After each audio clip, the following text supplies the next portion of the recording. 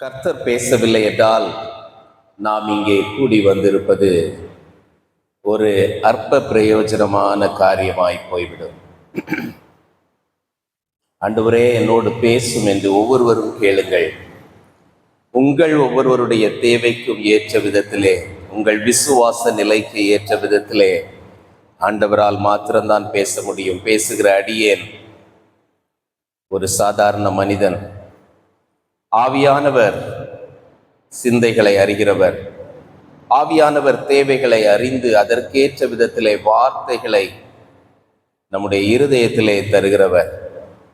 ஆகையினாலே ஆண்டவரே என்னோடு பேசும் என்று மாத்திரம் நீங்கள் ஒவ்வொருவரும் கேளுங்கள். கர்த்தர் பெரிய காரியங்களை செய்வார். மெய் மீட்பருக்கு கீழ்ப்படிவோ, தம் ஆத்துமத்தை தேற்றுமிடம் அடியாரும் பெற அருள்வி. அப்பனே விண்ணப்பம் கேட்டிடும். மெய் மீட்பருக்கு கீழ்ப்படிவோ,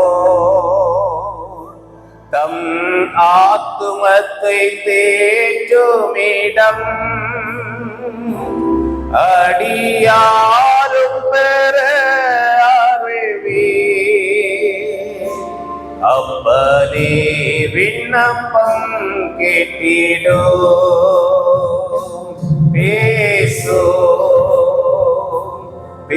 பேசோம் ஜெபம் செய்யும் போதே, ஆண்டவா பிரிய மானதை இப்போ காட்டும் செய்ய ஆயத்தம். கேளுங்க. ஆண்டவா பிரிய மானதை இப்போ காட்டும் செய்ய ஆயத்தம். பாவிகட்கே உமது அன்பை என்னடையா காட்ட செய்யும். கல்வாரி ஆவியால் என் உள்ளத்தை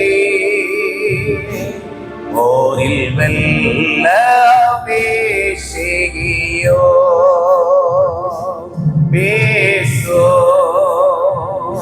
பேசோம் ஜெபம் செய்யும் போதே,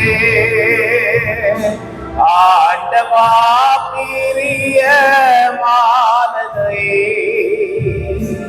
இப்போ காட்டும் செய்ய ஆயத்தம். ஆண்டவா பிரிய மானதை இப்போ காட்டும் செய்ய ஆயத்தம். எங்களை நேசிக்கிற நல்ல ஆண்டவரே, இந்த உலகத்திலே எத்தனையோ விதமான சூழ்நிலைகளிலே மனிதர்கள் வாழ்கின்றார்கள். நாங்களும் பல சூழ்நிலைகளை கடந்து வந்திருக்கிறோம். இந்த நேரத்தில் உங்களுடைய சமூகத்திலே வந்து நிற்கிறோம் சுவாமி.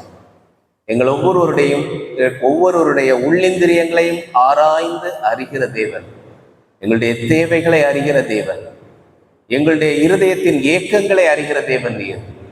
எல்லாருடைய தேவைகளையும் சந்தித்து அனுப்புகிற தேவன் நீர். இந்த நேரத்தில் உங்களுடைய பிள்ளைகளை நீர் சந்தித்து அனுப்பும். பாவிகளுக்கு உமது அன்பை எங்கள் ஒவ்வொருவருடைய நடையால் நாங்கள் காட்ட வேண்டும் என்றுதான் நீர் எங்களுக்கு கற்பித்தீர் ஆண்டவரே. அதுவே நாங்கள் பகிர்ந்து கொள்ளக்கூடிய சுவிசேஷம். ஆனால் இந்த உலகத்திலே மற்றவர்களை விட, புறஜாதியாரை விட எங்களை நாங்கள் வித்தியாசப்படுத்தி தேவனுடைய பிள்ளைகள் என்று வாழ்ந்து காட்ட முடியாமல் தடுமாறி கொண்டிருக்கிற ஒரு சூழ்நிலையை நாங்கள் பார்க்கிறோம். இந்த நேரத்தில் உம்முடைய பிள்ளைகள் ஒவ்வொருவரையும் உடைய வார்த்தையினால் நீர் பலப்படுத்த வேண்டும் என்று ஜெபிக்கிறோம். உம்முடைய சிலுவையில் சிந்தின இரத்தத்தினால் நீர் மீட்டுக்கொண்ட சபை ஆண்டவரே, இந்த சபையிலே இருக்கிற அந்த பிள்ளைகள் ஒவ்வொருவரையும் ஆண்டவரே நீர் இந்த நேரத்தில் பலப்படுத்த வேண்டும் என்று ஜெபிக்கிறேன். பேசுகிற அடியனை உடைய சிலுவையின் கீழ் மறைத்துக் கொள்ளும். இயேசுவின் நாமத்தில் கேட்கிறோம் பிதாவே, ஆமென், ஆமென். இந்த நாளிலே சிந்திப்பதற்காக எடுத்துக்கொண்ட வசனம் லூக்கா சுவிசேஷம் 19வது அதிகாரம் வசனங்கள் 41-42 நான் வாசிக்கிறேன்.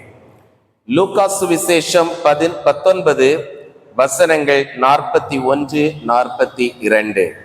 அவர் சமீபமாய் வந்தபோது நகரத்தை பார்த்து அதற்காக கண்ணீர் விட்டு அழுது, உனக்கு கிடைத்த இந்த நாளில் ஆகிலும் உன் சமாதானத்துக்கு ஏற்றவைகளை நீ அறிந்தாயானால் நலமாயிருக்கும். இப்பொழுதோ அவைகள் உன் கண்களுக்கு மறைவாய் இருக்கிறது. நாம் கடந்த நாளிலே ஞாயிற்றுக்கிழமை எதை அனுசரித்தோம்? குருத்தோலை ஞாயிறை அனுசரித்தோம். இந்த நிகழ்வை சித்தரிக்கின்ற வேத பகுதி இது. இதிலே ஆண்டவராகிய இயேசு கிறிஸ்து எருசலேம் பட்டணத்திற்கு அருகே வந்த பொழுது அவர் கண்ணீர் விட்டு அழுது சொன்னது, உனக்கு, நாம் ஒவ்வொருவரையும் பார்த்து சொல்லுகிறார் என்று நினைத்துக் கொள்ளுங்கள், கிடைத்த இந்த நாளில் ஆகிலும் உன் சமாதானத்துக்கு ஏற்றவைகள், ஒவ்வொருவருடைய சமாதானத்துக்கு ஏற்றவைகள் வித்தியாசமாக இருக்கிறது என்பதை ஆண்டவர் அறிந்திருக்கிறார். ஒவ்வொருவருடைய விசுவாச நிலைகள் வேறு, ஒவ்வொருவரும் ஆண்டவரை அறிந்து கொண்ட பின்னணியங்கள் வேறு, வாழ்ந்து கொண்டிருக்கிற பின்னணியங்கள் வேறு, அனுபவங்கள் வேறு. ஆனால் உன் சமாதானத்துக்கு ஏற்றவைகளை நீ அறிந்தாயானால், எல்லாம் குறிப்பாக ஆண்டவர் சொல்லுகிறார். ஆண்டவர் 5000 பேருக்கு சுவிசேஷத்தை அறிவித்த பொழுதும் 5000 பேரும் ஒரே மாதிரியா இருந்திருப்பாங்க? இல்லை. எல்லாருடைய தேவைகளும் சந்திக்கப்படுகிற விதத்திலே ஆண்டவர் பிரசங்கித்தார். ஆகையினாலே இங்கேயும் ஆண்டவர் சொல்லுவது ஒவ்வொருவருக்கும் தனிப்பட்ட விதத்திலே, உனக்கு கிடைத்த இந்த நாளில் ஆகிலும் உன் சமாதானத்துக்கு ஏற்றவைகளை நீ அறிந்தாயானால் நலமாயிருக்கும். ஆனால் இப்பொழுதோ அவைகள் உன் கண்களுக்கு மறைவாயிருக்கிறது. இப்படி சொல்லி ஆண்டவர் அழுவதின் நோக்கம் என்ன? இதைத்தான் சிந்திக்க வேண்டும். மறைவாயிருக்கிறது என்று ஆண்டவரை சொல்லிவிட்டார். ஆனால் அவர் அப்படி அழுவதின் நோக்கம் என்ன என்பதை சற்று நான் யோசிக்க ஆரம்பித்தேன். ஆண்டவர் கொடுத்த பகுதிகளை, சத்தியங்களை உங்களோடு பகிர்ந்து கொள்ள விரும்புகிறேன். அப்படியே லூக்கா சுவிசேஷம் 13வது அதிகாரம் 34-35 மாத்திரம் வாசிக்கிறேன். எருசலேமே எருசலேமே, தீர்க்கதரிசிகளை கொலை செய்து உன்னிடத்தில் அனுப்பப்பட்டவர்களை கல்லறிகிறவளே, கோழி தன் குஞ்சுகளை தன் சிறகுகளின் கீழே கூட்டி சேர்த்து கொள்ளும் வண்ணமாக நான் எத்தனை தரமோ உன் பிள்ளைகளை கூட்டி சேர்த்து கொள்ள மனதாயிருந்தேன், உங்களுக்கோ மனதில்லாமற் போயிற்று. இது அந்த காலத்திலே எருசலேமிலே வாழ்ந்து கொண்டிருந்த மக்களின் நிலைப்பாடு. சரி, அப்படியே திருப்பிக் கொள்ளலாம். மத்தேயு சுவிசேஷம் 13வது அதிகாரத்திற்கு திருப்பிக் கொள்ளலாம். மத்தேயு சுவிசேஷம் 13வது அதிகாரம். நாம் ஏற்கனவே வாசித்த 2 பகுதிகளிலே ஆண்டவர் சொல்லுகிறது, எருசலேமில் வாழ்ந்து கொண்டிருக்கிற என் ஜனம் தன் சமாதானத்துக்கு ஏற்றவைகளை அறிந்து கொள்ளவில்லை, சமாதானத்துக்கு ஏற்றவைகளை போதிக்கிறவர்களை ஏற்றுக்கொள்ளவில்லை, அழைப்புகளை ஏற்றுக்கொள்ளவில்லை. எனவே அவர் இப்பொழுது அவர் உலகத்தை விட்டு கடந்து செல்ல இருக்கிறார், கண்ணீர் வடிக்கிறார்.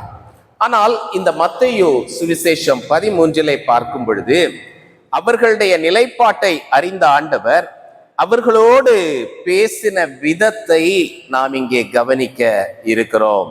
எதற்காக இவைகளை சொல்லுகிறேன் என்றால், இன்றைக்கு நம்முடைய நிலைப்பாடு இதற்கு ஒத்ததாக இருக்கிறதோ என்று நீங்கள் சிந்தித்து பார்க்கும்படியாய் தேவன் நம்மை அழைக்கிறார். மத்தேயு சுவிசேஷம் 13வது அதிகாரத்தின் ஆரம்பத்திலே நாம் பார்க்கும் பொழுது 1வது வசனம், இயேசு அன்றைய தினமே வீட்டிலிருந்து புறப்பட்டு போய் கடலோரத்திலே உட்கார்ந்தார். அவர் போய் அப்படியே கடலோரத்துல உட்கார்கிறார்.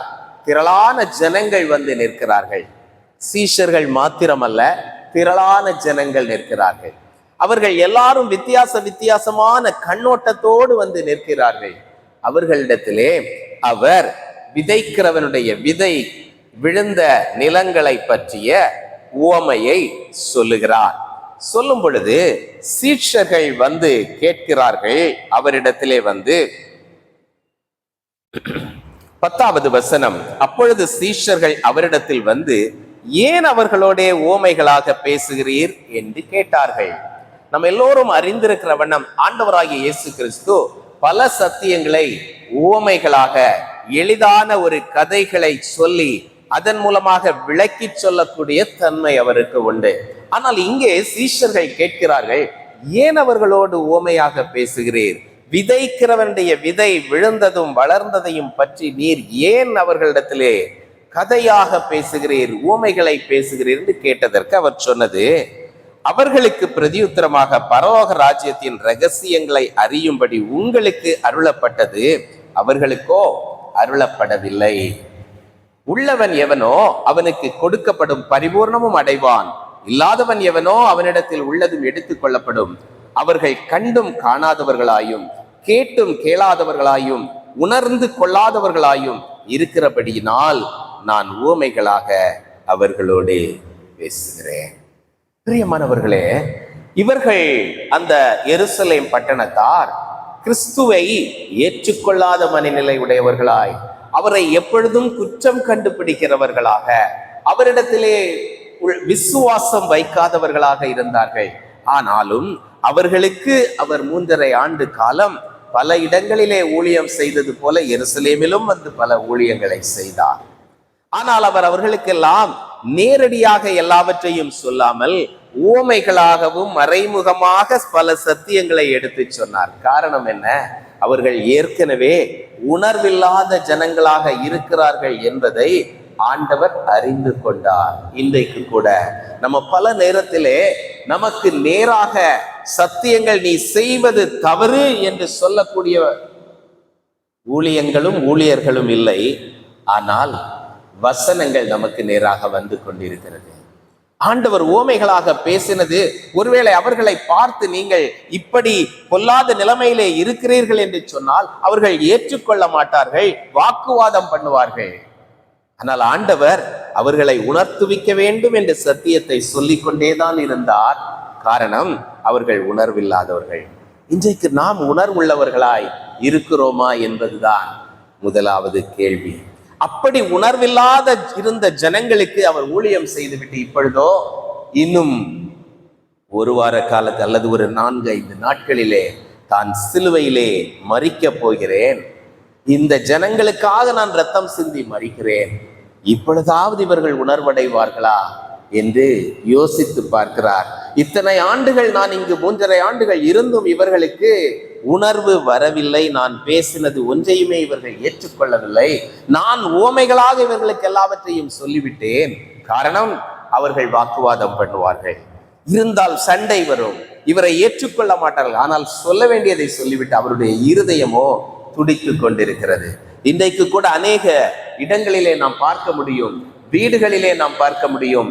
பெரியவர்கள் தங்களுடைய பிள்ளைகளுக்கு ஆலோசனைகளை சொல்லுவார்கள். 1 முறை சொல்லுவார்கள், 2 முறை சொல்லுவார்கள். அவர்கள் கேட்டு உணராதவர்களாய் வாழ்ந்து கொண்டே இருக்கும் பொழுது என்ன செய்வாங்க சொல்லுங்களேன்? அமைதியா இருந்துருவாங்க. எதுக்கு சண்டை? ஆனா அவர்களுடைய உள்ளம் துடித்து கொண்டே இருக்கும். அதே போல என் ஆண்டவராகிய இயேசு கிறிஸ்துவினுடைய இருதயம் துடித்து கொண்டே இருக்கிறது. ஆகையினாலதான் அவர் கண்ணீர் வடித்து சொல்கிறார், உன் சமாதானத்துக்கு ஏற்றவைகளை நீ அறிந்தாயானால் நலமாயிருக்கும் என்று சொல்லி கண்ணீர் விட்டு அழுதார். எனவே இந்த நேரத்தில் இவர்கள் சீஷர்கள் எப்படிப்பட்டவங்க? அவர்களுக்கு ஆண்டவர் அழகாக சொல்லுகிறார். மத்தேயு 13 சீஷர் அவர் கேட்டதற்கு அவர்களுக்கு அவர் பிரதியுத்தரமாக, பரலோக ராஜ்யத்தின் ரகசியங்களை அறியும்படி உங்களுக்கு அருளப்பட்டது, அவர்களுக்கோ அருளப்படவில்லை. 2 விதமான கூட்டம், 2 விதமான கூட்டம். இரு கூட்டமும் அவருடைய வார்த்தைகளை கேட்டுக்கொண்டுதான் இருக்கிறது. ஆனால் இவர்களுக்கு அருளப்பட்டிருக்கிறது, அவர்களுக்கு அருளப்படவில்லை. இன்றைக்கு ரட்சிக்கப்பட்ட கூட்டம் தான் திருச்சபைக்குள்ளே இருக்கிறது. நன்றாக கவனிக்க வேண்டும். ஆண்டவராகிய இயேசு கிறிஸ்து இந்த உலகத்திலே வந்தது எதற்காக? நம்மை மீட்டுக் கொள்வதற்காக. அவரை குறித்து சொன்ன முதலாவது தீர்க்க தரிசனம் என்ன தெரியுமா? மத்தேயு சுவிசேஷம் 1வது அதிகாரம் 21வது வசனம். வீட்டில் சென்று வாசியுங்கள். அவருக்கு இயேசு என்று பெயரிடுவாயாக, ஏனெனில் அவர் தம்முடைய ஜனங்களை பாவத்தினின்று ரட்சிப்பார். அவர் தம்முடைய ஜனங்களை பாவத்திலிருந்து மன்னிப்பார் என்று சொல்லவில்லை. இன்றைக்கு அநேக கிறிஸ்தவர்கள் நாம் நினைத்துக் கொண்டிருப்பது, அவர் என்னை மன்னித்தார், அவர் என்னை மன்னித்தார், அவர் கிருபை பெரியது என்று பாடிக்கொண்டே இருக்கிறோம். ஆனால் அவரை நீங்கள் இரட்சகராக அனுபவித்திருக்கிறீர்களா? இன்றைக்கு நம் சமாதானத்துக்கு ஏற்றவைகளில் முதலாவது காரியம், அவர் நம்மை இரட்சிப்பதற்காக சிலுவைக்கு சென்றார். அவர் நம்மை மீட்டுக் கொண்டார். அப்போஸ்தலர் 20:28 சபையை குறித்து கண்காணிக்கிறவர்களுக்கு பவுல் அப்போஸ்தலன் சொல்லும் பொழுது சொல்லுகிறார், கிறிஸ்து தம்முடைய சொந்த இரத்தத்தினாலே விலையேற பெற்ற அந்த இரத்தத்தை கொடுத்து அவர் மீட்டு கொண்ட சபை. The Lord Jesus has purchased his church with his blood. அவருடைய இரத்தத்தினால் கிரயமாக அவர் பெற்றுக்கொண்ட சபை. ஆனால் இந்த சபைக்குள்ளே எப்படி உணர்வுள்ளவர்கள் ஒரு கூட்டத்தார் இருக்கிறார்கள், உணர்வில்லாதவர்கள் ஒரு கூட்டத்தார் இருக்கிறார்கள். பிரியமானவர்களே, நம்முடைய நிலைப்பாடை சற்று விளங்கி கொள்ளும்படியாக ஒரு கதையை உங்களுக்கு முதலாவது சொல்லுகிறேன். இந்த நாளிலே நாம் பார்க்க இருக்கிற சத்தியம், இயேசு கிறிஸ்து நம்முடைய மீட்பர் என்பதை அவர் சிலுவையில் சிந்தின இரத்தத்தின் மூலமாக நாம் ஏற்றுக்கொண்டிருக்கிறோமா, அதை உணர்ந்திருக்கிறோமா? ஏற்றுக்கொண்டிருக்கிறோம், ஆகையினால் தான் சபைக்குள்ளே இருக்கிறோம். ஆனால் எந்த அளவிற்கு உணர்ந்திருக்கிறோம், அவருடைய எதிர்பார்ப்புகளை நாம் எந்த அளவிற்கு உணர்ந்திருக்கிறோம் என்பதுதான் இன்றைய கருப்பொருளாக உங்களோடு பேச விரும்புகிறேன். நாளைய தினம் அவர் நம்மை அபிஷேகித்து பலப்படுத்துகிறவர் என்று பேச விரும்புகிறேன். 3வது நாள் நம்முடைய முன்னோடியாக அவர் ஓடினவர் என்று பேச விரும்புகிறேன். எனவே இன்றைக்கு மீட்பர் என்கிற தலைப்பிலே பேசும் பொழுது, மீட்பவர் என்றால் என்ன? ஒரு சிறு பையன் வீட்டில் இருக்கிறான். அப்பா வெளியே போறாரு.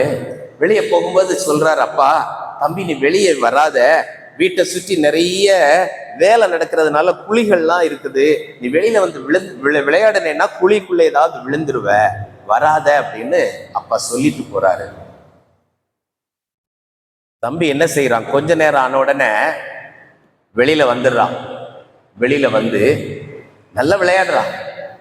திடீர்னு பார்த்தா என்ன பார்த்தா, ஒரு குழியில விழுந்து விட்டான்.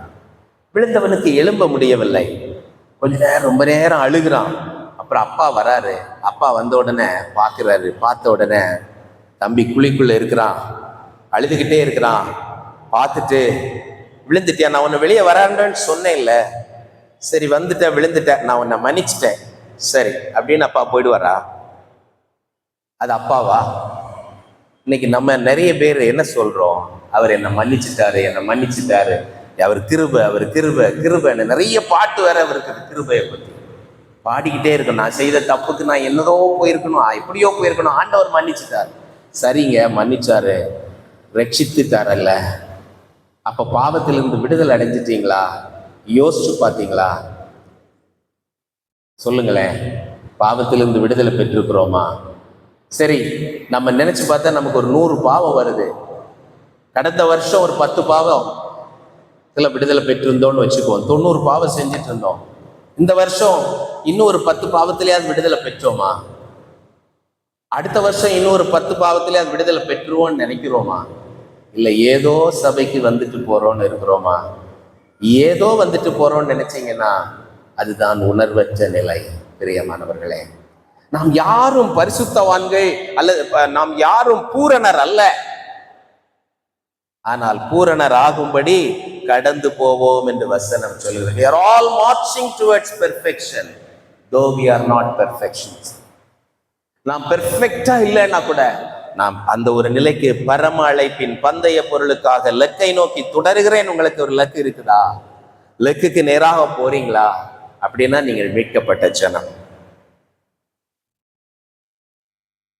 இன்னொரு கதையை சொல்ல விரும்புகிறேன். ரட்சிப்பு என்பதை இன்றைக்கு வாலிபர்கள் மத்தியில எல்லாம் கேட்டோம்னா பல விதமா புரிந்து கொள்ளுகிறார்கள். திடீர்னு பார்த்தாச்சுன்னா ரெட்ஷிப்பே அவங்களுக்கு ஒரு பிரம்ம மாதிரி போயிடுது. ஏன் தெரியுமா? சபைக்கு வரும்போது ஒரு மாதிரி உணர்வு வாங்குற, வெளியில போகும்போது அங்க போனா வேற மாதிரி ஃபீலிங், அங்க போனா அவங்கள மாதிரி இருக்காங்க, இங்க வந்தா இவங்கள மாதிரி இருக்கும். தனியா இருந்து யோசிக்கும் பொழுது நான் கிறிஸ்தவனா கிறிஸ்தவன் அல்லையான்னு அவங்களுக்கே தெரியல. இன்றைக்கு வாலிபர்களுக்கு மத்தியில பெரியவங்களுக்கும் இப்படி பல பேர் இப்படி இருக்கிறதை நாம் அறிவோம். நம்முடைய நிலைப்பாடு என்ன? நான் ஒரு சிம்பிளா ஒரு கேள்வி கேட்கிறேன். நம்மிலே நான் பரிசுத்தவான் அப்படின்னு சொல்லக்கூடிய தைரியம் எத்தனை பேருக்கு இருக்கு? கை தூக்க முடியுமா? யாரும் இல்லையா?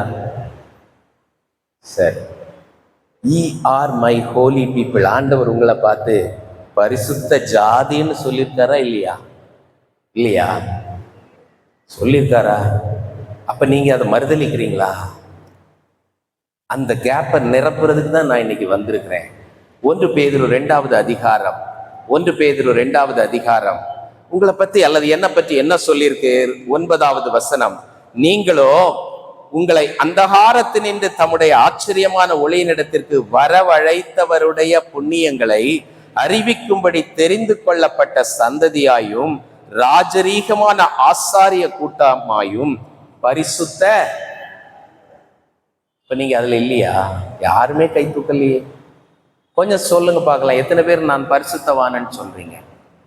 இன்னும் அந்த தைரியம் நிறைய பேருக்கு இல்லை.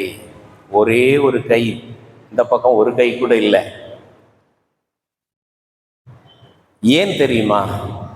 நம்ம இன்னும் இந்த ரட்சிப்புன்னா என்னன்றதை சரியா புரிஞ்சுக்கிடல. சுருக்கமா சிம்பிளா இன்னும் ஒரு கதை சொல்றேன். ஒரு ஸ்கூல் இருந்துச்சு. அந்த ஸ்கூல்ல நிறைய ஹை ஸ்கூல், அதாவது 14, 15, 16 வரைக்கும் வயசு உள்ள பிள்ளைங்க படிக்கிறது, +2 வரைக்கும்னு வச்சுக்கோங்க, படிக்கிற பிள்ளைங்க இருக்கிறாங்க.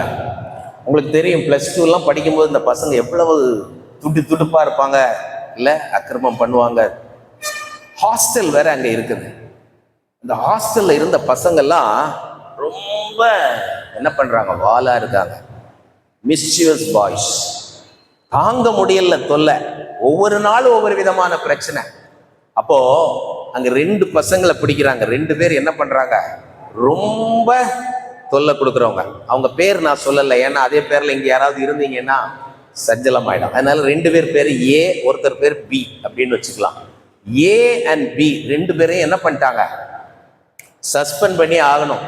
ஹாஸ்டல்ல வைக்க முடியாது. ஏன், தானும் கெட்டு அடுத்தவங்களையும் கெடுத்துடுறாங்க அப்படின்னு அந்த ஹாஸ்டல் வார்டன் டிசைட் பண்ணிட்டார். அப்போ அடுத்த அந்த டீச்சர்ஸ் சொல்றாங்க, அங்க மட்டும் இல்ல, இங்க கிளாஸ்லயும் ஒரே தொல்லை, ஸ்கூல்ல இருந்தே டிஸ்மிஸ் பண்ணிடலாம் இன்னும் முடிவு பண்ணி எல்லாரும் சேர்ந்து தீர்மானம் பண்ணிட்டாங்க. ஏன், தொல்லை தாங்க முடியல அப்படின்ட்டு.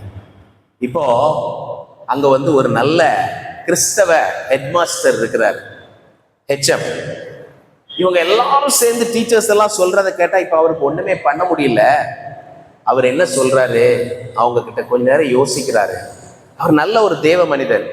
அவர் யோசிக்கிறார், இந்த மாதிரி பசங்க நம்ம வீட்லயும் இருக்கிறாங்க, இந்த பிள்ளைங்க ஹாஸ்டல்ல இருந்து படிக்கும் போதே இப்படி கெட்டு போகுது, ஸ்கூல்ல இருந்தாலே இப்படி கெட்டு போகுது, இவன் ஸ்கூலை விட்டு துரத்திட்டா இவனுடைய ஜீவியம் என்ன ஆகுமோ 2 பிள்ளைங்களுக்கும் அப்படின்னு நினைச்சிட்டு அவர் என்ன பண்றாரு, டீச்சர்ஸையும் விட்டு கொடுக்க முடியல, ஒரு காம்ப்ரமைஸ்க்கு வந்துடுறாரு.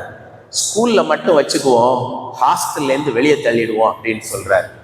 அப்போ உடனே டீச்சர்ஸ் எல்லாரும் சரி, கொஞ்சம் அவங்களுக்கு கோபம் தனியுது, சரி அப்படின்னு ஒத்துக்கிட்டாங்க. இந்த பசங்களை பார்த்து சொல்றாரு, சரி நீங்க எல்லாம் ஹாஸ்டல்ல இருந்து உங்களை டிஸ்மிஸ் பண்ணியாச்சு, ஸ்கூல்ல வேணா படிச்சுக்குங்க, வெளியில எங்கேயாவது போய் நீங்க தங்கி தான் ஆகணும் அப்படின்றாங்க. பசங்களுக்கு என்ன பண்ணனே தெரியல, மாட்டிக்கிட்டோம், நிக்கிறாங்க, முழிக்கிறாங்க. டீச்சர்ஸ் சரி நம்ம நினைச்சது நடந்துச்சு, பாதியாவது நடந்துச்சுன்னு போயிட்டாங்க. அப்புறம் ஹெட் மாஸ்டர் மெதுவாக அந்த பசங்களை கூப்பிடுறாரு, உங்களை ஹாஸ்டல்லேருந்து வெளியே தள்ளிட்டாங்க, ஆனால் நான் என்ன பண்ணுறேன், எங்கள் வீட்டில் ஒன்றை வச்சுக்கிறேன், என் வீட்டில் நீங்கள் 2 பேரும் தங்குங்க, ஆனால் இன்னையிலேருந்து நீங்கள் ஹெச்எம் வீட்டு பசங்க, இதுவரைக்கும் நீங்கள் என்ன பண்ணாங்க, உங்களுக்கு கெட்ட பெயர், பொல்லாதவர்கள், அக்கிரமக்காரர் பேர், ஆனால் இன்னையிலேருந்து உங்கள் பேர் என்னது, ஹெச்எம் வீட்டு பசங்க. ஆகையினால உங்களுக்குள்ளால என்னதான் தப்பு செய்யணும்னு என்ன வந்தாலும் எனக்காக என் பிள்ளைகள்னு நீங்க இப்ப மாறினதுனால இனி தப்பு செய்யாதுங்க அப்படின்னு சொல்லி வீட்டில் அவங்களுக்கு ஒரு ரூம் போட்டு ரூம்ல போட்டு வீட்டில் வச்சு சாப்பாடெல்லாம் போட்டு வச்சுட்டார். இப்போ அவங்க பேர் என்ன? ஹெச்எம் பசங்க. அப்படிதான் நம்ம பேர் இப்போ பரிசுத்தவான்கள். புரிஞ்சிச்சா? ஆண்டவர் அந்த கிரயத்தை தேவனாகிய கர்த்தர் செலுத்தினார், இரத்தத்தை சிந்தி நம்மை மீட்டு கொண்டார். அதை புரிஞ்சுக்காம நாம் பரிசுத்தவான் இல்லைன்னு சொல்லாதுங்க. ஆனா ஹெச்எம் வீட்டு பசங்க இனி தெருவில் போய் நின்று சண்டை போட்டுட்டு பஸ்ஸில் ஃபுட்போர்டில் தொங்கிட்டு போயிட்டு வந்துட்டு இருந்தா யாருக்கு கெட்ட பேரு? ஹெச்எம்க்கு கெட்ட பேரு. ஆகையினால இப்போ 2 பேரும் என்ன பண்றாங்க? கண்ட்ரோல் பண்ணி இருக்கிறாங்க. ஆனா என்ன ஆச்சு தெரியுமா? அந்த பி பையனுக்கு கொஞ்ச நாள் ஆன உடனே பழைய புத்தி, பழைய மனுஷன் மேல வந்துட்டான். வந்து என்ன ஆச்சு? இனி எவ்வளவு நாள் தான் இவருக்காக நம்ம இப்படி பண்றது, நமக்கு இருக்க அந்த த்ரில் எல்லாம் இல்லையே அப்படின்னு சொல்லி கொஞ்சம் கொஞ்சமா விட்டுட்டான். அவனுக்கு அன்றைக்கு இருந்த உணர்வு பிற்பாடு இல்லாமற் போய்விட்டது. ஹெச்எம் வீட்டுக்கு தான் வரான், வந்துட்டு போறான். ஹெச்எம்முக்கு தெரியுது இவன் செய்யறது தப்புன்ட்டு. அப்பப்ப கண்டிக்கிறாரு, கண்டிக்கும் போது மன்னிப்பு கேட்டுக்குவான். ஆனா திருப்பியும் அப்படி இருக்கிறான். ஆனா ஏன் அப்படி இல்லை? நான் ஹெச்எம்முடைய பையன், ஏன் தப்புனால அவருக்கு பேர் கெட்டக்கூடாது. எனக்கு எவ்வளவோ ஒரு தாழ்வான ஒரு இடத்துல நான் விழுந்து பாதாளத்துல போக வேண்டியவன், என்னை அவர் கொண்டு வந்து அவர் வீட்டுல வச்சிருக்கிறாரு, நான் எப்படி இருக்கணும் தெரியுமா அப்படின்னு நினைத்து பார்த்து தன்னைத்தான் திருத்தி கொள்வதற்கு நாளுக்கு நாள் முயற்சி செய்து முன்னேறி கொண்டே வந்தான். அதுதான் விசுவாச வாழ்க்கை. பிரியமானவர்களே, உங்களால் கூடாது, என்னால் கூடாது. ஆனால் என்னையும் உங்களையும் மீட்டு கொண்டாரே தன்னுடைய சொந்த இரத்தத்தை கொடுத்து. இதை உணராம நம்ம எத்தனை குட் ஃப்ரைடே செலிப்ரேட் பண்ணினாலும், எத்தனை கம்யூனியன் எடுத்தாலும், எத்தனை இது ஓசன்னா பாடி குருத்தோலை ஞாயிறு அனுசரித்தாலும் ஆண்டவருக்கு அதனால் மகிழ்ச்சி இல்லை. முதலாவது நீங்களும் நானும் நம்முடைய நிலை என்ன இருந்தது, நம்மை எங்கு தூக்கி ஆண்டவர் வைத்திருக்கிறார், அதற்காக நான் எதையும் கொடுக்கவில்லை, அவர் தன்னுடைய சொந்த இரத்தத்தை கொடுத்து வைத்தார். இன்றைக்கு என்னை பார்த்து அவர் பரிசுத்த ஜாதி என்று அழைக்கிறார். இந்த வசனம் சொல்லுகிறது பிரியமானவர்களே, நான் சொல்லவில்லை. ஆகையினால இன்றையிலிருந்து நம்ம பேர் என்ன? பரிசுத்த ஜாதி, ஆசாரிய கூட்டம். ஊழியம் செய்யறது பாஸ்டருக்கு மட்டும் வேலை இல்லை, திருச்சபையிலிருந்து அவங்களை பொறுப்பிலே வைத்திருக்கிறார்கள். நம் ஒவ்வொருவருக்கும் அந்த பொறுப்பு உண்டு. நம் ஒவ்வொருவரும் ஆசாரிய கூட்டம்தான். அவருடைய நாமத்தை சொல்லுவதற்காக வாசிக்கிறேன் மீண்டும். நீங்களோ உங்களை அந்தகாரத்திலிருந்து ரோட்ல விட்டாங்கல்ல பையனை, அங்கிருந்து ஹெட்மாஸ்டர் தூக்கிட்டு வந்தார்ல, அந்தகாரத்தினின்று தம்முடைய ஆச்சரியமான ஒளியினிடத்திற்கு வரவழைத்தவருடைய புண்ணியங்களை, அவர் செய்த புண்ணியம் என்னது? சிலுவையிலே இரத்தத்தை சிந்தி நம்மை மீட்டு கொண்டார். அந்த புண்ணியங்களை அறிவிக்கும்படிக்கு மற்றவங்களுக்கு சொல்லணும். எப்படி சொல்றது? எனக்கு பேச தெரியாதே, தயவு செய்து சொல்ல வேண்டாம். Preach the gospel always, use words wherever necessary என்று சொன்னார் ஒரு தேவ மனிதர். எங்கெல்லாம் உனக்கு முடியுதோ அங்கெல்லாம் சுவிசேஷத்தை சொல்லு, ஆனால் வார்த்தைகள் தேவைப்படுகிற இடத்துல மாத்திரம் பேசினார். அப்படின்னா என்ன அர்த்தம்? உன்னுடைய வாழ்க்கையே ஆண்டவருக்கு நேரான ஒரு ஆராதனையாக இருக்கும் பொழுது உன்னை பார்க்கிறவர்களுக்கு அவருடைய நாமத்தை நீ பிரஸ்தாபம் பண்ணி கொண்டிருக்கிறார். வரவழைத்தவருடைய புண்ணியங்களை நீ அறிவித்துக் கொண்டிருக்கிறாய். ராஜரீகமாக தெரிந்து கொள்ளப்பட்ட சந்ததியாயும், ராஜரீகமான ஆசாரிய கூட்டமாயும், பரிசுத்த ஜாதியாயும், அவருக்கு சொந்தமான ஜனமாயும் இருக்கிறீர்கள். இப்ப இந்த திருச்சபைக்குள்ள இந்த உணர்வடைந்தவர்கள் எத்தனை பேர், உணர்வடையாதவர்கள் எத்தனை பேர் என்பதை நாம் சற்று சிந்தித்து பார்க்க வேண்டும். இந்த உணர்வு அடைதலை பற்றி ஒரு சில வசனங்களைத்தான் இன்றைக்கு இருக்கிற நேரத்தில் நான் உங்களோட பேச முடியும். மல்கியா தீர்க்க தரிசன புஸ்தகத்திலிருந்து ஒரு சில சத்தியங்களை உங்களுக்கு முன்பாக வைக்க விரும்புகிறேன். உங்களிடத்திலே நான் கேட்கக்கூடிய ஒரே ஒரு விண்ணப்ப வேண்டுகோள், இன்றைக்கு போய் நாளைக்கு வரும் முன்பாக இந்த மல்கியாவில் இருக்கக்கூடிய 4 அதிகாரங்களையும் நீங்கள் தயவு செய்து வீட்டில் சென்று வாசித்து வாருங்கள்.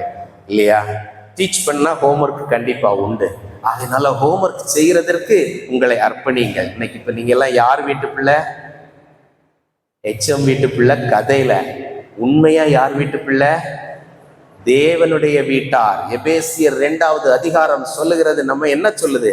தேவனுடைய வீட்டார் என்று சொல்லுகிறது. வீட்டில் சென்று தேடி பாருங்க, எபேசியர் 2ல சொல்லியிருக்கான்னு பாருங்க. இப்ப வாங்க மல்கியாவுக்கு வரலாம். மல்கியா தீர்க்க தரிசன புஸ்தகம் எப்பொழுது எழுதப்பட்டது தெரியுமா? சொல்லுங்க பார்க்கலாம். மல்கியா தீர்க்க தரிசன புஸ்தகம் கிறிஸ்துவுக்கு முன்பாக சுமார் 430 ஆண்டுகளுக்கு முன்பாக எழுதப்பட்டது. ஆண்டவர் தன்னுடைய ஜனத்தை தனக்கென்று தெரிந்து கொண்டார். அவர் தான் பரிசுத்தராய் இருக்கிறது போல தன்னுடைய ஜனமும் பரிசுத்தமாய் இருக்க வேண்டும் என்று அவர்களை பிரித்து எடுத்துக்கொண்டார் என்று லேவியராகமத்தில் அழகாக சொல்லப்பட்டிருக்கிறது. ஆகையினால நீங்கள் பரிசுத்தமாய் இருங்கள் என்று அழகாக சொல்லப்பட்டிருக்கிறது. ஆனால் அப்படி அவர் தெரிந்து கொண்ட ஜனமோ அவரை விட்டு வழுகி சென்று விட்டது. வருடங்கள் நிறைய போய்விட்டது. கிறிஸ்துவுக்கு முன் சுமார் 1000 வருடங்களுக்கு முன்பாக தாவீது ராஜா ஆட்சி செய்தார்.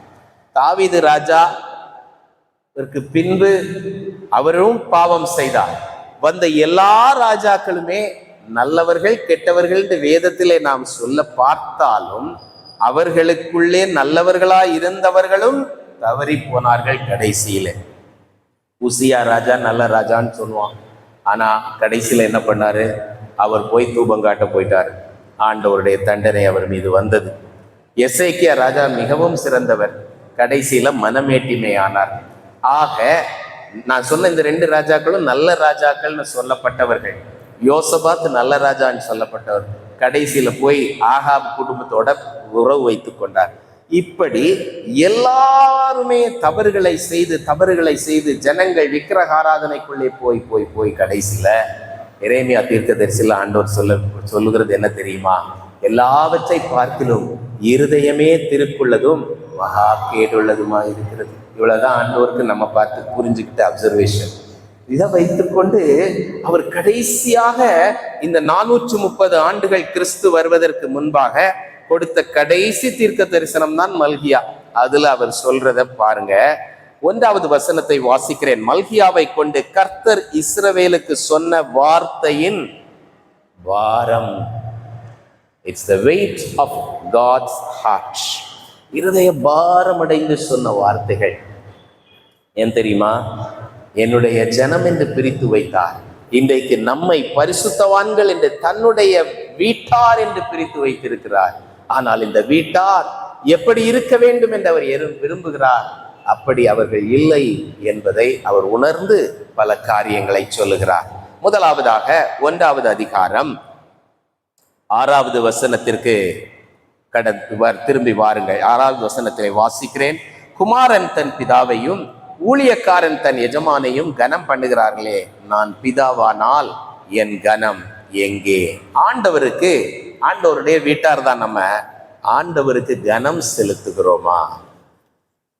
முதலாவது கேள்வி, அவருக்குரிய கனத்தை நாம் செலுத்துகிறோமா? தேவனையும் அவர் வார்த்தையையும் அசட்டை பண்ணாமல் நாம் வாழுகிறோமா? முதல், ஆண்டவருடைய வீட்டுக்குள்ளதான் இருக்கிறோம். நம்மை பரிசுத்த ஜாதி என்று வைத்திருக்கிறார். இன்றைக்கும் நம்மை பரிசுத்த ஜாதி என்றுதான் அழைக்கிறார். ஏனென்றால் நாம் பரிசுத்தத்திற்கென்று அழைக்கப்பட்டவர்கள். நாம் பரிசுத்தராய் இருப்பதினால் நம்மை பரிசுத்தர் என்று அவர் அழைக்கவில்லை. பரிசுத்தவான் ஆகுவதற்கென்று நம்மை அழைத்து பரிசுத்தமாக்கி கொண்டே இருக்கிறார். நம்மை புடமிட்டு கொண்டே இருக்கிறார். நம்மை உருவாக்கி கொண்டே இருக்கிறார். எனவே நாம் பரிசுத்தவான்கள். ஆனால் நாம் தேவனையும் அவருடைய வார்த்தையையும் கனம் பண்ணுகிறோமா? சரி, ஆண்டவரை நம்ம ஏற்றுக்கொண்டீங்களா? எத்தனை பேர் ஆண்டவரை ஏற்றுக்கொண்டிருக்கிறீங்க? இதுக்கு கையை தூக்குவீங்கல்ல. சரி, ஆண்டவர் அப்ப நம்ம வீட்டுக்குள்ள வந்துட்டாரா இல்லையா? ரொம்ப பிராக்டிக்கலா கேட்கிறேன். வந்துட்டார். சரி, இப்ப அவரை எங்க உட்கார வச்சிருக்கீங்க? வராண்டால உட்கார வச்சிருக்கீங்களா? இதுதான் வீடு, ரைட்? அதுக்குள்ள நிறைய செல் இருக்குல்ல. வராண்டா இருக்குது, ஹால் இருக்கு, லிவிங் ரூம் இருக்கு, பெட்ரூம் இருக்குது, கிச்சன் இருக்குது, பாத்ரூம் இருக்குது. அவரை எங்க உட்கார வச்சிருக்கோம்? இப்படியே காமிச்சிட்டு இருக்க கூடாது. அதுக்குள்ள நிறைய செல் இருக்கு. அந்த செல்லுல எங்க வச்சிருக்கீங்க? இப்படி காட்டுறாங்க. எல்லா இடத்துலயும் விட்டுருக்கீங்களா அவரை? கேட்கல.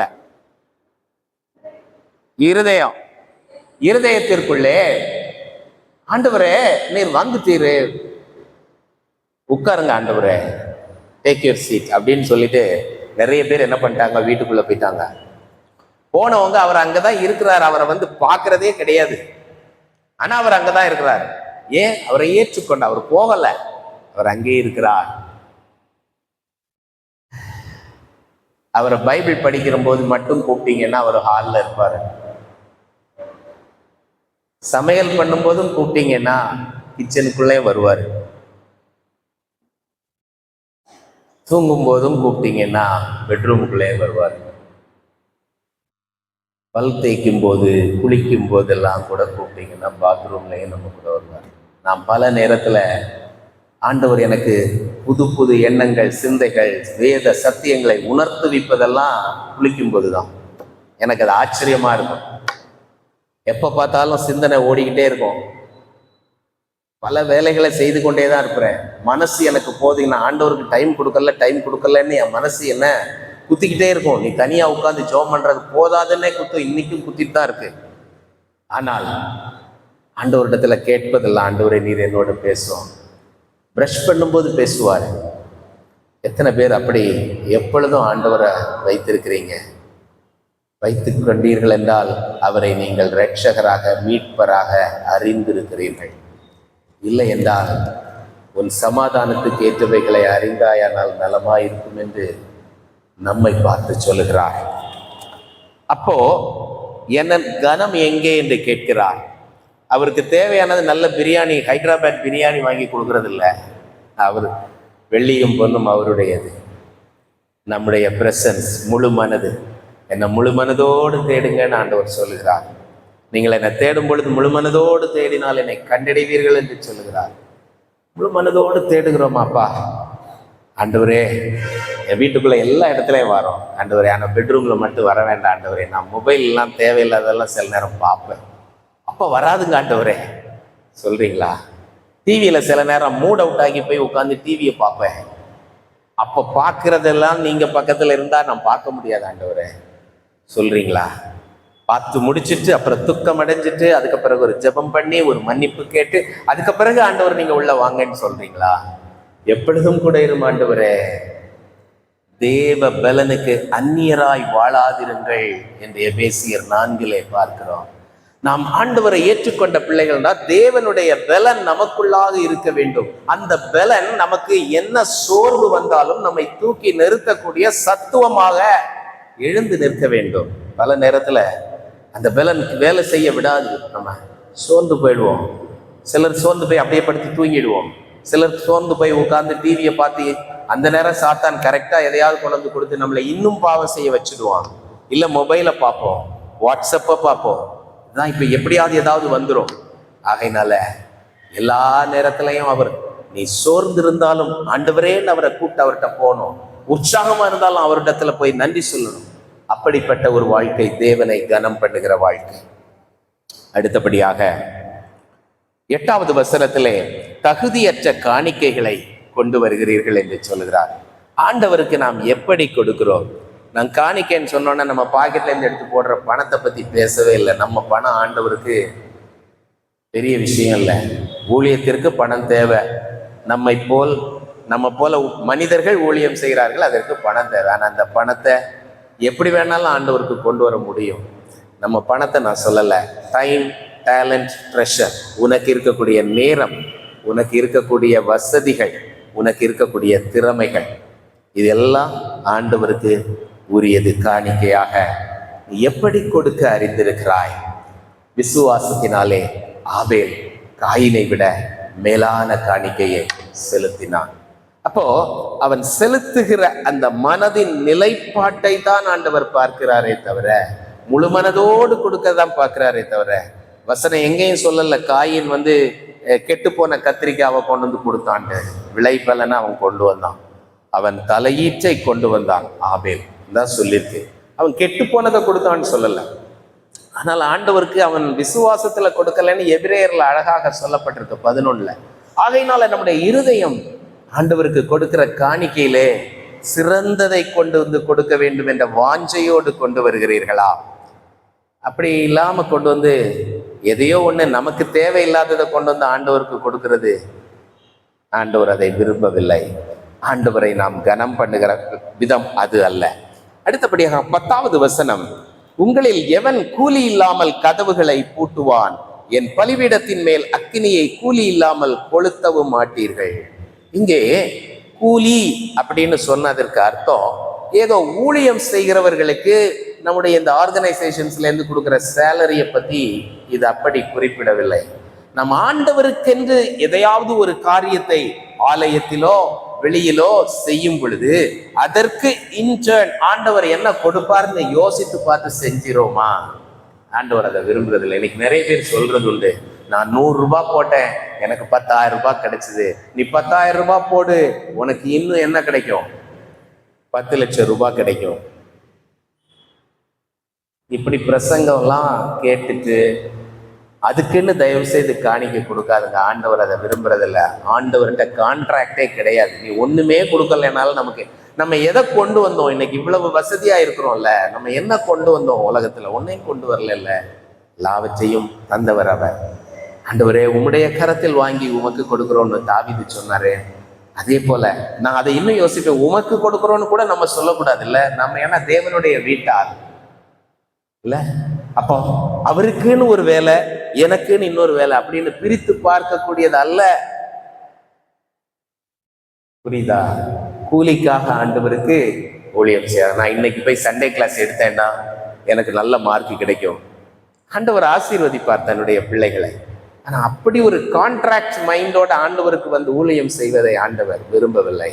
அது உணர்வடைந்த ஜனம் அல்ல. முதலாவது என்ன பார்த்தோம்? தேவனுக்குரிய கனம். 2வது காணிக்கை, சிறந்த காணிக்கை, விசுவாசத்திலே கொண்டு வருகிற காணிக்கை. 3வது என்ன பார்த்தோம்?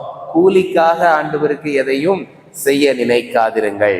அடுத்தபடியாக 12வது வசனம், நீங்களோ கர்த்தருடைய பந்தி அசுத்தமானது என்றும் அதன் ஆகாரமாகிய அதன் பலன் அற்பமானது என்றும் சொல்லுகிறதினாலே என் நாமத்தை பரிசுத்த குலைச்சலாக்குகிறீர்கள். இதெல்லாம் யாருக்கு சொல்றாரு? ஹெட்மாஸ்டர் வீட்டு பிள்ளைங்களுக்கு சொல்றாரு. யாருக்கு சொல்றாரு? தேவனுடைய வீட்டாராகிய நமக்கு சொல்லுகிறார். இப்ப இதையெல்லாம் உணர்ந்து ஜீவிக்கிறவர் தான் யாரு? ஏன்னா யார் சொன்ன? ஒரு பையன் அவர் சொல்றபடி எல்லாம் விருப்பமா நடந்து கொண்டவர் இல்ல. தான் தப்பா நடக்கிறவன் இல்ல. பி வந்து அவருடைய வீட்டு பையன்னு நினைச்சு உண்மையா நடக்கக்கூடிய பையன். ரைட்டா? அப்படி வச்சுக்கலாம். பி தான் நல்லவன். உணர்வுள்ளவன் பி, உணர்வு இல்லாதவன் ஏ. இப்ப நம்ம எப்படி இருக்கோம்? இந்த காரியங்களில் எல்லாம் மனதில் செலுத்தி நான் எப்படி ஆண்டவருக்கு காணிக்கை கொடுக்கிறேன், நான் எப்படி ஆண்டவரை கனம் பண்ணுகிறேன், நான் எப்படி ஆண்டவருக்கு ஊழியம் செய்கிறேன், நான் கம்யூனியன்லே வந்து பங்கு பெறும் பொழுது, ராப்போஜனம் இதில் பங்கு பெறும் பொழுது எப்படி பங்கு பெறுகிறேன்? கடமைக்காக பங்கு பெறுகிறேனா? இதை அசுத்தமானது நீங்க போட்டிருக்கோம். ஆனால் ஆங்கிலத்துல பாத்தீங்கன்னா ப்ரொஃபேன் அப்படின்னு போட்டிருக்கோம். சாதாரண விஷயமாக நினைக்கிறது. இப்ப நம்ம திராட்சை ரசத்தை கொடுக்குறாங்க, அப்பத்தை கொடுக்குறாங்க. வெளியிலையும் திராட்சை ரசம் வாங்க கிடைக்கும், அப்பமும் கிடைக்கும். இதுக்கும் அதுக்கும் ஏதாவது வித்தியாசம் இருக்குதுன்னு நினைச்சு பயபக்தியாக இது இயேசுவின் இரத்தத்தை நான் பருகுவதற்கு அடையாளமாய் நான் இதை சொல்கிறேன். 1 கொரிந்தியர்ல அழகாக சொல்லப்பட்டிருக்கும் அந்த 11வது அதிகாரத்துல அவர் அழகாக சொல்லியிருப்பார், இது என் மரணத்தை நினைவு கூறும்படி இதை செய்யுங்கள், மரணத்தை அறிக்கை இடுகிறீர்கள் என்று சொல்லப்பட்டிருக்கோம். ஆண்டவருடைய மரணம் எதை அறிக்கை இடுகிறது? இந்த நேரத்துல கண்டிப்பா தெரியணும். ஆண்டவருடைய மரணம் எதை அறிக்கை இடுகிறது? சொல்ல முடியுமா? எதை அறிக்கை இடுகிறது? ஒரு நிமிஷம். அந்த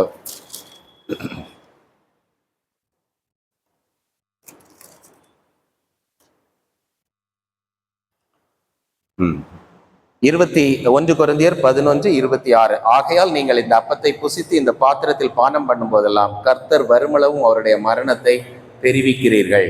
இப்ப நம்ம கம்யூனியன் என்னைக்கு எடுப்பீங்க? வியாழக்கிழமையா?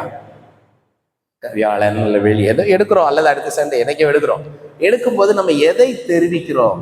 மரணத்தை தெரிவிக்கிறீர்கள். மரணம் எதை தெரிவிக்கிறது? ஆண்டவருடைய மரணம்.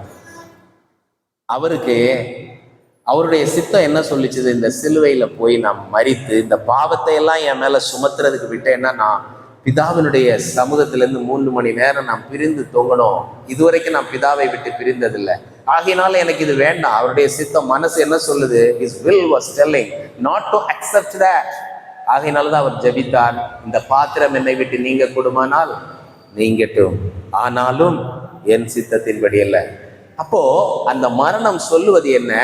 இந்த உலகத்திலே எனக்கென்று ஒரு சித்தம் மனதின்னு ஒண்ணு இருந்தாலும் இது தனியா செயல்படக்கூடாது.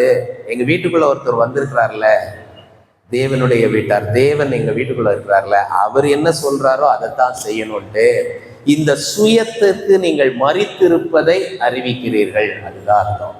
இயேசு கிறிஸ்து தன் சுயத்திற்கு மரித்து பிதாவினுடைய சித்தத்தை செய்வதற்கு அர்ப்பணித்ததுதான் மரணம் வெளிப்படுத்துகிறது, கிறிஸ்துவின் மரணம். அதை நீங்கள் தெரிவிக்கிறீர்கள். அப்படி நினைச்சு நம்ம இந்த கம்யூனியன் எடுக்கிறோமா?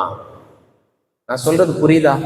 எனக்கு இந்த லைட் ரொம்ப ஹெவியா அடிக்கிறதுனால உங்க நிறைய பேருடைய ஃபேஸ் தெரிய மாட்டேங்குது. நீங்க எப்படி ரியாக்ட் பண்றீங்க, ரெஸ்பாண்ட் பண்றீங்கன்னு சரியா தெரியல. பரவாயில்ல, அதெல்லாம் இருக்கட்டும். யாருக்கு புரியுதா நான் சொல்றது? அப்படி நினைத்து இந்த கம்யூனியன்ல பார்ட்டிசிபேட் பண்றோமா? இல்ல, இந்த ஞாயிற்றுக்கிழமை வந்தா கம்யூனியன் போகணும், வந்து நின்று கம்யூனியன் வாங்கி சாப்பிட்டுட்டு போயிட்டா ஒரு மனசுக்கு ஒரு திருப்தி இல்ல, மனசுக்கு திருப்தி. எடுக்காம போனா ஏதோ ஆயிடும் அப்படின்ட்டு ஆண்டவர் அப்படி சொல்ல, அப்படி எடுக்கிறது தான் சொல்றாரு இதுல. இதை அசுத்தமானது என்றும் அதன் ஆகாரமாகி அதன் பலன் அற்பமானது என்றும் சொல்லுகிறதினாலே, இந்த ஆகாரத்தின் பலனை ஒரு சீரியஸ்னஸ் இல்லாம நம்ம எங்கேயாவது ஒரு டேப் வாட்டர் பைப்பை திறந்து தண்ணி எடுக்கிறதுல, வீட்டில் தண்ணி இருந்தால் பைப் அதுக்கு ஏதாவது வேல்யூ வைப்போமா? எவ்வளவு தண்ணி வேணாலும் எடுப்போம், எவ்வளோ வேணாலும் கொட்டுவோம், வேண்டியதை குடிப்போம், மெத்த. அது மாதிரி இவங்க பண்றதை தான் அவங்க அசுத்தம் என்ற எண்ணின்னு இங்க தமிழ் டிரான்ஸ்லேஷன்ல அப்படி இருக்கு.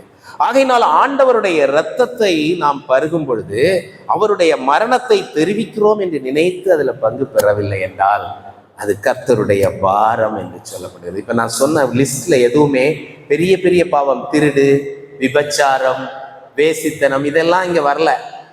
இல்ல, தேவனுடைய வீட்டார் என்று சொல்ற நம்ம அப்படியெல்லாம் பெரிய பாவம் செய்யலன்னு நினைப்போம்.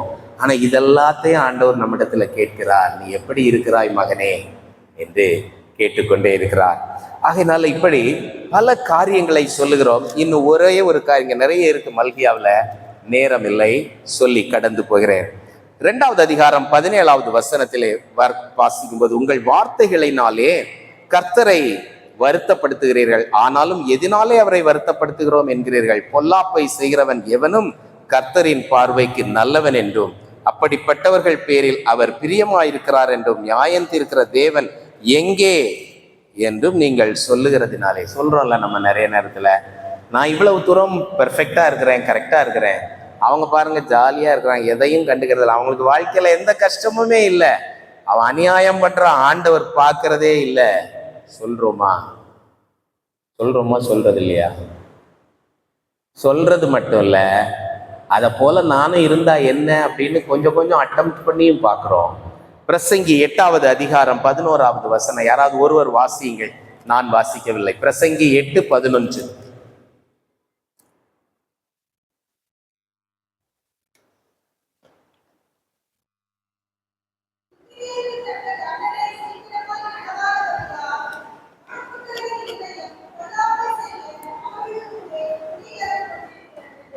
துர்க்கிரியைக்கு ஏற்ற பல உடனே தண்டனை வராததுனால மனுப்புத்தருடைய இருதயம் பொல்லாப்பை செய்ய அவர்களுக்குள்ளே என்ன பண்ணுது? துணிகரம் கொண்டிருக்கிறது. பிரசங்கி அழகா சொல்றது. இப்படி நம்ம செய்யறோமா?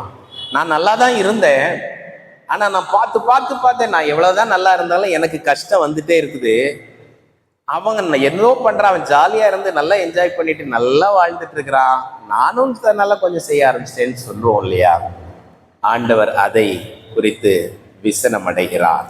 இப்படி இருந்துட்டு இருக்கும்போது சற்று யோசித்து பாருங்கள். ஒரு சிறு கூட்டம், ஏ டைப் கூட்டம் இருக்குல்ல, ஏ டைப் கூட்டம்னா என்னது? நான் ஹெட்மாஸ்டர் வீட்டு பையன், நான் அப்பாவுடைய வீட்டில் பரிசுத்தவான், பரிசுத்த ஜாதியாக தெரிந்து கொள்ளப்பட்ட அந்த ஒரு சிறு கூட்டம் நம்ம கூட அந்த சிறு கூட்டமாக இருக்கலாம், இல்லை நம்ம ஏயா இருக்கலாம், பியா இருக்கலாம். அந்த ஏ கூட்டம் என்ன சொல்லுது தெரியுமா? 16வது வசனம், 3வது அதிகாரம் 16வது வசனம். அப்பொழுது கர்த்தருக்கு பயந்தவர்கள் ஒருவரோடு ஒருவர் பேசிக் கொள்வார்கள், கர்த்தர் கவனித்து கேட்பார், கர்த்தருக்கு பயந்தவர்களுக்காகவும் அவருடைய நாமத்தை தியானிக்கிறவர்களுக்காகவும் ஞாபக புஸ்தகம் ஒன்று அவருக்கு முன்பாக எழுதப்பட்டிருக்கிறது. இதைத்தான் நான் சொல்லி இந்த நாளிலே முடிக்க விரும்புகிறேன். பிரியமானவர்களே, இப்படி உலகத்திலே நாம் பலவிதமான சூழ்நிலைகளை கடந்து வந்திருக்கிறோம். இன்றைக்கு நாம் தேவனுடைய வீட்டாராய் பரிசுத்த ஜாதி என்று அழைக்கப்பட்டிருக்கிறோம். ஆனால் நாம் இந்த உணர்வுள்ளவர்களாய் இருக்கிறோமா, உணர்வற்றவர்களாய் இருக்கிறோமா? உணர்வுள்ள கூட்டத்தார் இப்படிப்பட்ட நிலைப்பாடுகளை எல்லா உலகத்துல பார்த்தாலும், ஆனால் அவங்க என்ன பண்ணுவாங்க? கர்த்தருக்கென்று காத்திருப்பார்கள். நம்ம செய்கிற நற்கிரியைகளை எல்லாம் அவருக்கு முன்பாக ஒரு ஞாபக புஸ்தகத்திலே எழுதப்பட்டிருக்கிறது. அவர் ஒரு நாள் வருவார். வரும் பொழுது என்ன செய்வார்? கீழே இருக்கு பாருங்க. என் சம்பத்தை நான் சேர்க்கும் 17வது வசனம். நாளிலே, கர்த்தர் வரும் நாளிலே அவர்கள் என்னுடையவர்களாய் இருப்பார்கள் என்று சேனைகளின் கர்த்தர் சொல்லுகிறார். ஒரு மனுஷன் தனக்கு ஊழியம் செய்கிற தன்னுடைய குமாரனை கடாட்சிக்கிறது போல நான் அவர்களை கடாட்சிப்பேன். எனவே பிரியமானவர்களே, தேவனுடைய வீட்டார், பரிசுத்த ஜாதி, இதிலே உணர்வுள்ளவர்களாய் ஜீவிக்கும்படி ஆண்டவர் தன்னுடைய இருதயத்தின் பாரத்தை இன்றைக்கு நம்மோடு பகிர்ந்து கொண்டு, நீங்கள் உணர்வுள்ளவர்களாய் இருங்கள், இதோ நான் என் சம்பத்தை சேர்க்கிற நாளிலே உங்களுக்குரிய பலனை தருவேன், ஆகையினாலே நீங்கள் என்னை எதிர்நோக்கி வாழ்வதற்கு கற்றுக்கொள்ளுங்கள்.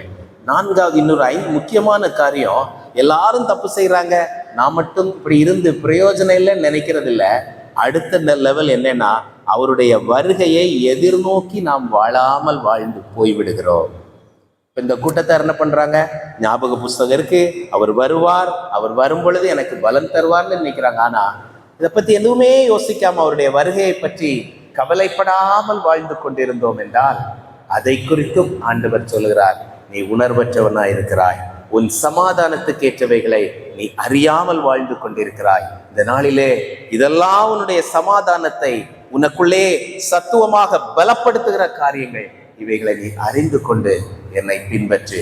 கடைசியாக ஒரே ஒரு வசனம், 1 யோவான் 3வது அதிகாரம் 2-3 வசனங்களை உங்களுக்கு வாசித்து இதை நான் முடிக்க விரும்புகிறேன். 1 யோவான் 2வது அதிகாரம். நம்முடைய நிலைப்பாடு என்ன என்பதை அழகாக இங்கே யோவான் எழுதி வைத்திருக்கிறார் தன்னுடைய நிருபத்திலே. பிரியமானவர்களே, இப்பொழுது தேவனுடைய பிள்ளைகளா இருக்கிறோம். தேவனுடைய பிள்ளைகள் தானே? இப்ப அதுக்கு கை தூக்குங்க பார்க்கலாம். எத்தனை பேர் தேவனுடைய பிள்ளைகள்? பரிசுத்த ஜாதி, கரெக்ட் தானே? ரட்சிக்கப்பட்ட கூட்டத்தார். இப்ப இதுல உணர்வுள்ளவர்களா உணர்வு இல்லாதவர்களா? உணர்வு உள்ளவர்கள். அதுல இன்னும் சில காரியங்களை இன்னும் அதிகமாய் உணர்வு அடைவதுதான் நாம் பரிசுத்தமாகுதலுக்கு அடையாளம். ஆகையினாலே இப்பொழுது நாம் தேவனுடைய பிள்ளைகளாய் இருக்கிறோம்.